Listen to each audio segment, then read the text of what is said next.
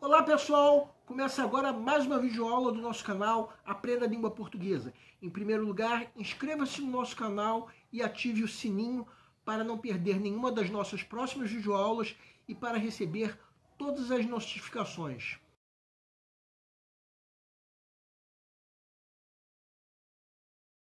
O nosso canal está te auxiliando no estudo, em especial nessa época em que a pandemia do coronavírus levou as aulas presenciais a serem suspensas.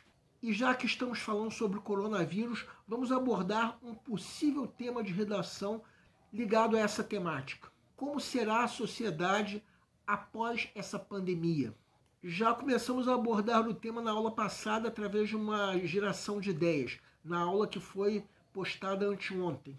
Na aula de anteontem, nós fizemos uma geração de ideias sobre o tema.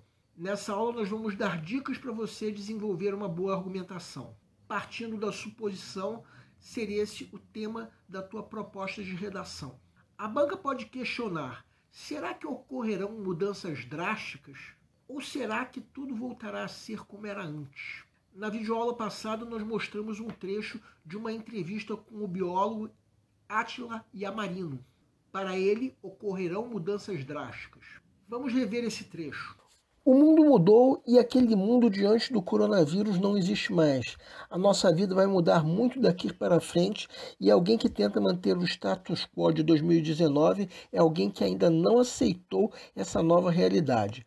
Mudanças que o mundo levaria décadas para passar, que a gente levaria muito tempo para implementar voluntariamente, a gente está tendo que implementar no susto, em questão de meses. No caso da prova do Enem, a argumentação é o principal foco da terceira competência que é avaliada pela prova. Selecionar, organizar e interpretar informações, fatos, ideias, opiniões e argumentos em defesa de um ponto de vista. Então, como fazer uma argumentação de qualidade? A primeira dica diz respeito ao embasamento dos teus argumentos. Nossa sugestão é que a tua argumentação tenha base em conhecimentos que você adquiriu antes, ou nos teus estudos, ou no repertório de tudo que você já leu, ou até nos textos motivadores. Evitem usar argumentos que não tenham base em uma fonte externa. Tomando como exemplo o tema que nós estamos abordando. Nós falamos na aula passada de um fato ocorrido na favela de Paraisópolis, onde os presidentes de rua orientam os moradores sobre as medidas de segurança necessárias para se deter a pandemia, bem como identificam as famílias mais vulneráveis para que recebam doações da própria comunidade.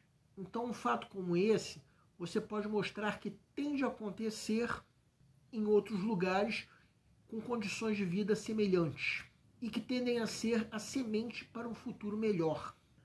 A partir do momento em que uma família está no estado de penúria, receber uma quentinha passa a dar uma perspectiva de vida diferente, reconsiderando-se crenças e valores e passando-se essas novas crenças a outras pessoas. Ou então você pode usar um outro argumento, como as mudanças de padrão de consumo, e usar isso para mostrar que a tendência é se criar um mercado consumidor com outros valores. O principal que eu quero falar é que você, depois de determinar qual tese você vai defender na tua redação, o ideal é que você pense em 2 ou 3 argumentos que confirmem essa tese e reserve cada um dos parágrafos do desenvolvimento para cada um desses argumentos. Essa é a principal técnica que eu, como professor, sugiro que vocês usem. Mas o fato é que eu já soube de redações que tiraram nota máxima que fizeram de modo diferente. O que aconteceu nessas redações é que no segundo parágrafo da redação, ou seja, no primeiro parágrafo do desenvolvimento, havia a explicação de por que a situação abordada é um problema. E no parágrafo seguinte havia a explicação de por que esse problema ainda não foi resolvido. Então, no caso desse tema que nós estamos abordando, é claro que eu não sei qual é o ponto de vista que você vai defender. mas você pode citar a crise da Forever 21 como um exemplo de uma barreira para a adaptação do homem a novos padrões de consumo. E no parágrafo seguinte, explicando por que isso ainda não foi resolvido. Vamos falar agora sobre coerência textual, ou seja, o sentido que pode ser dado a um texto, que o texto tenha uma ligação harmônica entre as ideias apresentadas. Alguns teóricos mencionam esses tipos de coerência. Primeiro, a coerência semântica, que relaciona o significado dos elementos que estão nas frases em sequência ou em relação aos elementos do texto como um todo.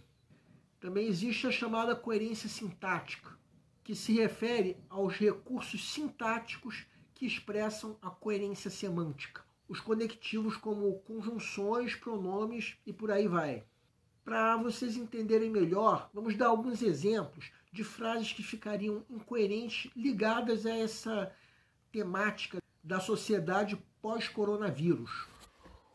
O presidente deu um bom exemplo para o povo, pois compareceu à manifestação sem máscara, apesar de a máscara ser recomendada como regra de segurança. Essa frase é incoerente, pois se a máscara é recomendada como regra de segurança, o presidente, ao desrespeitar essa regra, não está dando um bom exemplo para o povo. O morador da favela foi nomeado presidente de rua, apesar de cumprir os devidos compromissos. Essa frase é incoerente porque temos duas orações, das quais a segunda deveria ser encarada como uma conclusão da primeira, já que se alguém é nomeado para um cargo como presidente de rua, espera-se que ele cumpra os devidos compromissos. Então a locução conjuntiva apesar de é incoerente, pois expressa uma adversidade quando deveria expressar conclusão. A frase ficaria melhor se substituíssemos o termo apesar de cumprir por pois cumpriu. Temos na primeira frase uma incoerência semântica e na segunda frase temos uma incoerência sintática. Tudo isso que nós apresentamos são erros de coerência que podem levar o candidato a perder pontos na terceira ou quarta competência que são avaliadas pelo Enem. Mas eu quero pedir que vocês agora redobrem a atenção, porque a chamada coerência estilística não pode jamais ser abandonada na tua redação. Do contrário, a redação levará nota 0. Coerência estilística se refere ao uso no texto de elementos linguísticos pertencentes ou constitutivos do mesmo estilo ou registro linguístico. Ou seja, no caso da tua redação, para começar, ela tem que obedecer à estrutura dissertativa argumentativa. Nós já falamos sobre isso em outras videoaulas. No final da última aula, inclusive, nós lembramos como é essa estrutura. A tua redação deve ter introdução, desenvolvimento e conclusão. Do contrário, teríamos uma incoerência estilística e a redação terá nota 0. Outra incoerência estilística é o uso de impropérios ou ainda de desenhos em qualquer parte da prova. Por mais que nós tenhamos vontade de xingar o nosso presidente com palavrões ou qualquer outro político, o palavrão ou qualquer forma de ofensa a um grupo de pessoas ou a uma pessoa é considerado impropério. E isso anula mesmo a redação. E existem outras formas também de anular a redação. Aliás, nós já falamos isso em outra videoaula. Em breve nós teremos uma videoaula mais atualizada falando sobre essas formas de se zerar a nota de redação do Enem. Uma boa argumentação pode ser enriquecida com citações, menções a ideias, e nós recomendamos que essas citações tenham credibilidade. Textos vindos de fontes não confiáveis podem ser considerados fake news. Então, o candidato deve priorizar citações de pensadores, teóricos, pesquisadores ou qualquer cientista da área contemplada pelo tema proposto. Um dos critérios de nota 0 da redação é que essa redação apresente parte do texto deliberadamente desconexa do tema proposto. Então é importante que o candidato relacione a citação referida com o tema da proposta de redação. E além da redação, o candidato terá provas de outras disciplinas. A parte de ciências humanas abrange filosofia. Então já se espera que o candidato tenha um bom repertório de citações, como citações de filósofos que se adequem à proposta de redação. Então vamos supor que vocês queiram defender que na sociedade pós-pandemia os hábitos de consumo tendem a mudar.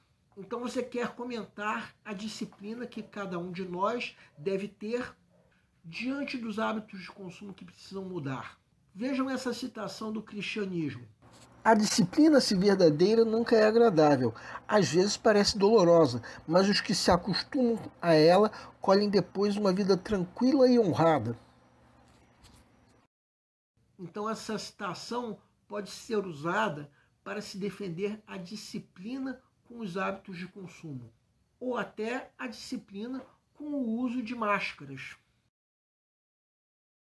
O nosso canal é voltado para você que está se preparando para uma prova de concurso, em especial vestibular. Para todos vocês que fizeram essas provas, nós queremos pedir que nos escrevam para dizer como vocês se saíram na prova, se a prova foi fácil, se a prova foi difícil, quais foram as dificuldades. Conforme for, nós faremos os devidos comentários numa próxima aula. E para todos vocês, o nosso canal deseja boa sorte. Se você está gostando das nossas videoaulas, marque um gostei. Se não está gostando, marque um não gostei. Em ambos os casos, façam os devidos comentários. É sempre importante para nós sabermos onde nós estamos errando. E nós contamos com a tua ajuda. O nosso canal busca maneiras divertidas de fazer com você a tua prova de concurso, em especial vestibular. Qualquer dúvida que você tenha, pode nos escrever, seja através do nosso e-mail, seja através da nossa fanpage do Facebook. Aliás, vocês podem nos escrever para fazer qualquer comentário, elogio, crítica ou até reclamação sobre as nossas videoaulas. Sim, porque a missão do nosso canal é melhorar cada vez mais. E para isso nós contamos com a tua ajuda. E nós agradecemos a todos vocês que estão assistindo nossas videoaulas. Em especial, nós agradecemos a vocês que estão compartilhando nossas videoaulas com outras pessoas. Muito obrigado porque vocês estão ajudando o nosso canal a ser feito. Muito obrigado e aguardem a nossa próxima aula.